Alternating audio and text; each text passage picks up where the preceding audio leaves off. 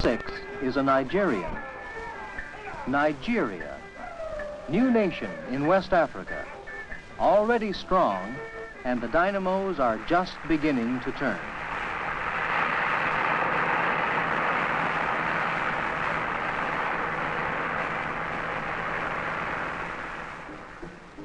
Nigeria, on the West African coast, stands as a bulwark of independence in sub-Saharan dark continent. We now know that such a phrase described our lack of knowledge of this land, rather than the land itself. For millennia, Nigeria was no more than a conglomeration of tribes, some containing millions of people, others so tiny that their names have scarcely been recorded. There may be as many as 300 languages spoken. At least 12 of them are official. To create order from this myriad variety, Nigeria has been organized into 3 quite different regions. Like all young nations, Nigeria must draw the different social, governmental, and religions together and cement the bonds of federation. Nigeria is the balance wheel of the world's presently uncommitted nations. Its steps toward unity are vital to the world. Nigeria is larger than any European country except Russia. The population is greater than that of any other African nation. Many remote areas are readily accessible only by air. Aviation knits the remote parts of the nation together, and at the same time opens Nigeria to the world.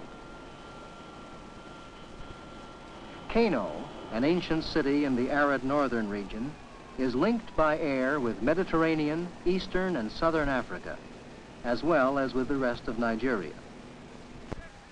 A century ago, caravans entered other gateways to Kano, having traveled from Tripoli for 11 months to Sahara. Small caravans still arrive and leave every few days. Within encircling walls of sun-dried brick, Kano's market stands, the heart of a thriving city that was great before Europeans heard a whisper of its name. Cloth dyed with indigo has been an export from Kano as long as craftsmen can remember. Pounding the indigo into the cloth secures the color, one of the few fast colors ever discovered. The great mosque is the dominating influence on the people of this city. Islam wields the guiding force over education in Kano and in most of the savanna lands and parched plateaus of the northern region. The north is by far the largest region of Nigeria. The population centers around historic and modern Kano and along the Niger and Benue rivers in the south. This river system is navigable from the coast that can be made for no other great African river. It provides transportation, food, and a livelihood for many fishing communities.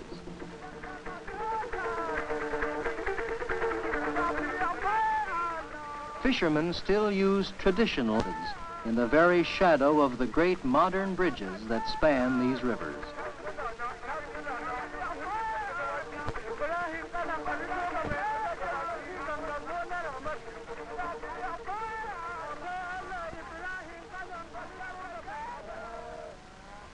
Farther north, herdsmen spend their lives at another occupation learned from their ancestors.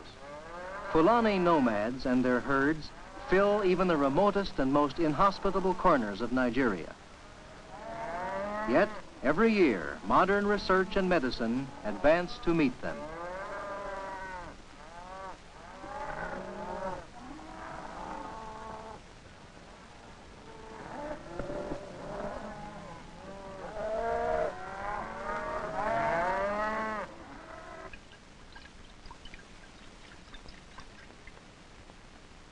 Most buildings in northern Nigeria contrast with this veterinary center.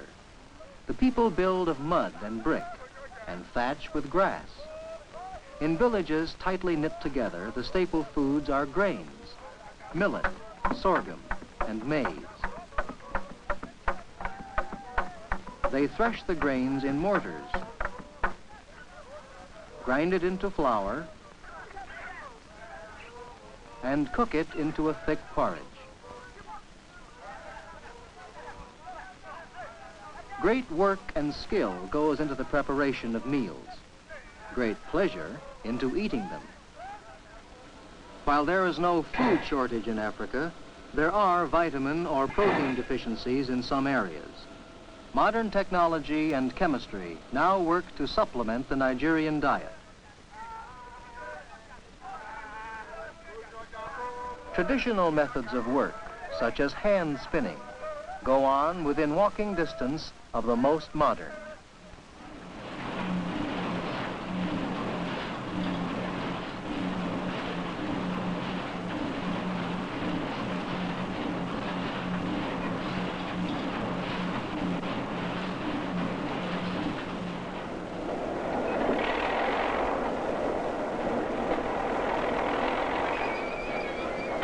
Tin.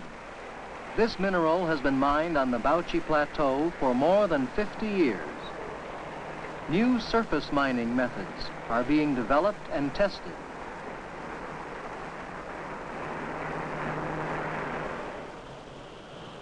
Chemical sprays developed by African research have come to the aid of agricultural exports.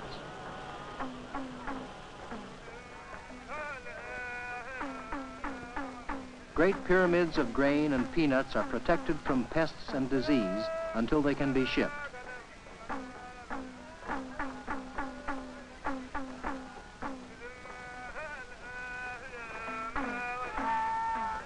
Despite the many changes in outlook and habit, much has not changed.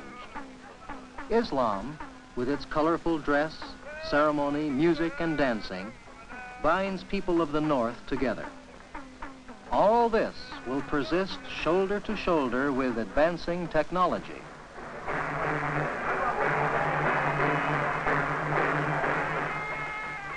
Honoring the Emir of Kano, who is both political and religious leader, brings the hard-working people of the Northern Plateau together.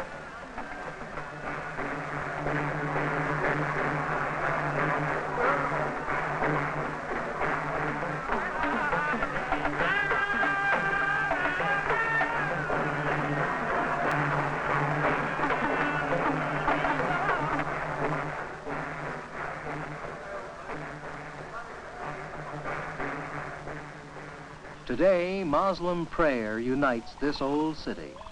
So old it was a bustling trade center at the time of the Norman conquest of England.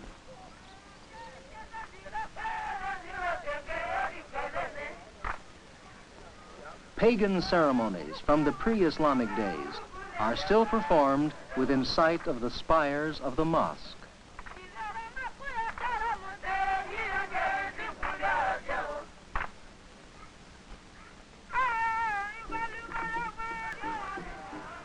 This arid, Muslim-centered northern region is the largest area of Nigeria. Further south, the rainfall becomes greater, and with it, greater dependence on water for travel and power. The ocean port and the Niger River make trade with the eastern region a simple matter today. A cathedral stands here in the east instead of a mosque. Christianity shapes education and encourages industrial expansion in the eastern region. Large and small-scale trade flourishes along the Niger and Benue. New bridges provide links that weld distant areas together. The people now look to these rivers for irrigation and hydroelectric development, as well as for drinking water and swimming holes.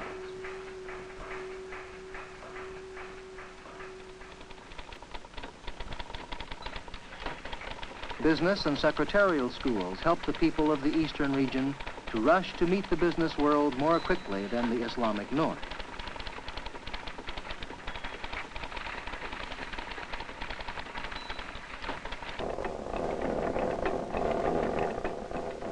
Oil was recently discovered in the East. Nigerians are developing their industry with their own research methods and their own hands. This eastern region of Nigeria is the only coal-producing area in all of West Africa.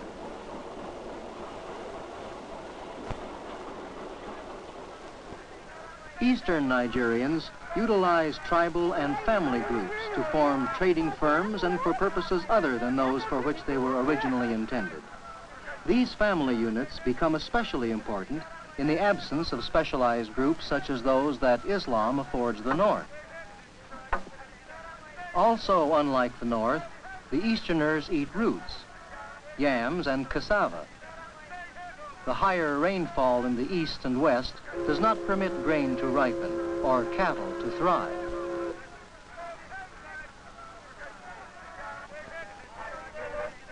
The people in the East and West use palm oil for cooking rather than peanut oil, which is used in the North. Some palm kernels are locally processed, many more are exported.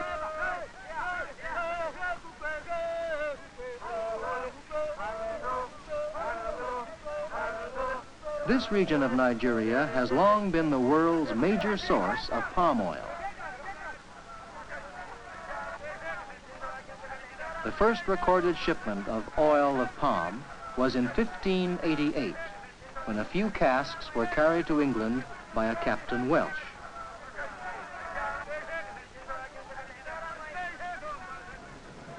International trade has multiplied since the establishment of the Nigerian National Shipping Line in 1959. Just a few hundred feet from the hustle of Port Harcourt, the only harbor in the eastern region, the coast lies hidden in gnarled mangrove swamps.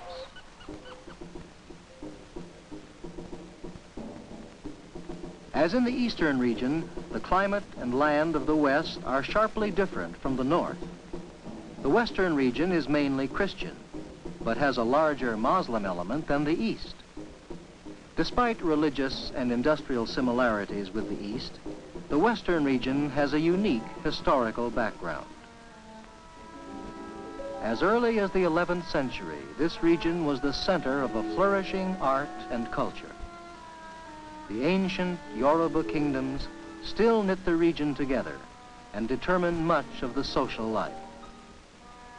Their splendors still influence present-day art and design.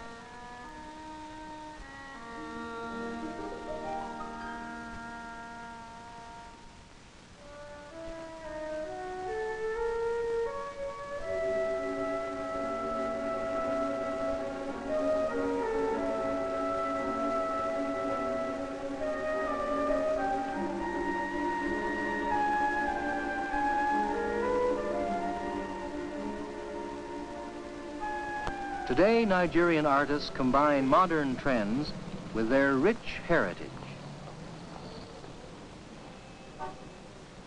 African designs for public buildings, for houses, for entire cities are being realized today in western Nigeria.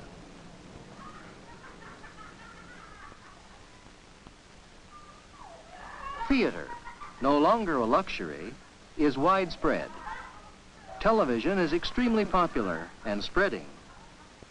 This group viewing a Nigerian television program is from a Lagos public school.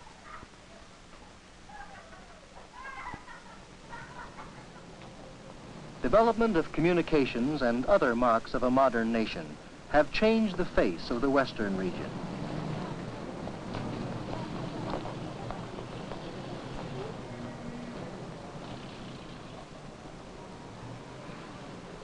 Cement now where thatched mud houses stood. How different the Christian East and West are from the Muslim North. Each of Nigeria's three regions has its own ancient traditions, and historically and culturally they have little in common. What then gave them the spark to form a federation? The idea of a federated Nigeria developed during the years of British occupation. Britain's relationship was always a polite one, typified by goodwill tours of the Queen or Prime Minister, and little of the tension that has plagued some other African states. In 1861, Britain occupied the trading port Lagos to stop the export of slaves. Now, Lagos is the federal capital.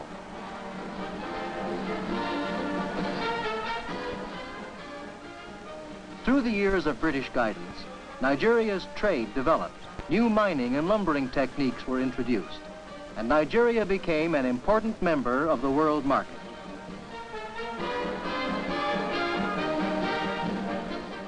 Ghana's independence came in 1957, but the turning point for all of Africa was 1960.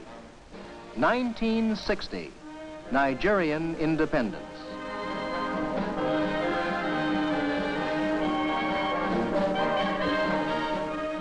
From then on, colonialism in Africa was, for all intents and purposes, history. The celebration was a tribute to both pasts, the traditional past and the colonial past. For some final words on independence, here is the Prime Minister of the Federation. 1960 is a very great year for Africa and for Nigeria. That we should do everything in our power to continue to retain the friendship of our friends, the friendship of the African nations, and the friendship of the world as a whole. The English left behind a concept of one nation, a common language, English, and a government structure based on the parliamentary system. The task now? To combine the many different traditions and make Nigeria real. Lagos became the new nation's capital in 1960. Seats of government were established in each region: Kaduna in the Muslim north, Enugu in the east, Ibadan in the west. New and modern buildings accompany modified British procedures in government. Each region has a parliament and a prime minister, similar to the federal government.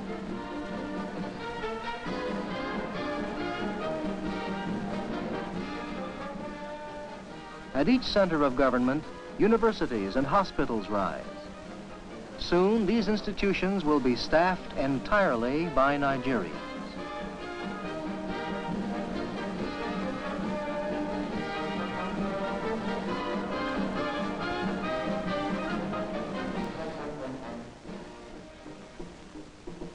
Most Nigerians live better than they ever have before. They vote, young people especially. The idea of unity is becoming meaningful. Education is the key to adding European methods to the traditional social and governmental forms. In the North, education centers around the teaching of the Quran and Islamic law. Islamic scholars are holy men, teachers, or judges. They are held in high regard. This Arabic alphabet of the North, quite different from that of the Christian East and West, where education is the same type as in the Western world.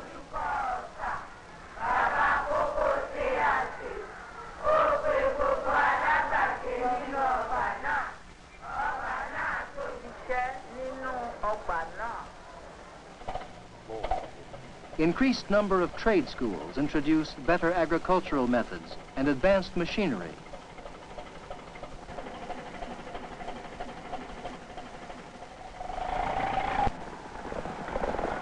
Nigerians cling to traditions toward modernity.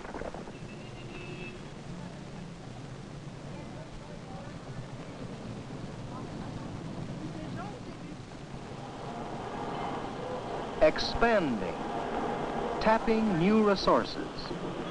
In the years since independence, Nigeria has been tabbed for leadership.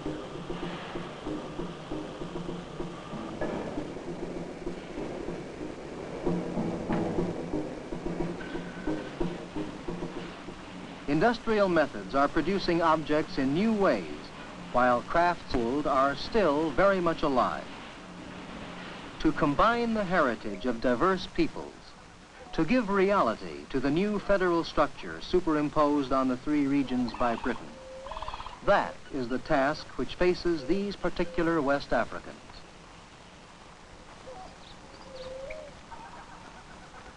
The younger generation must keep the past alive and build for the future.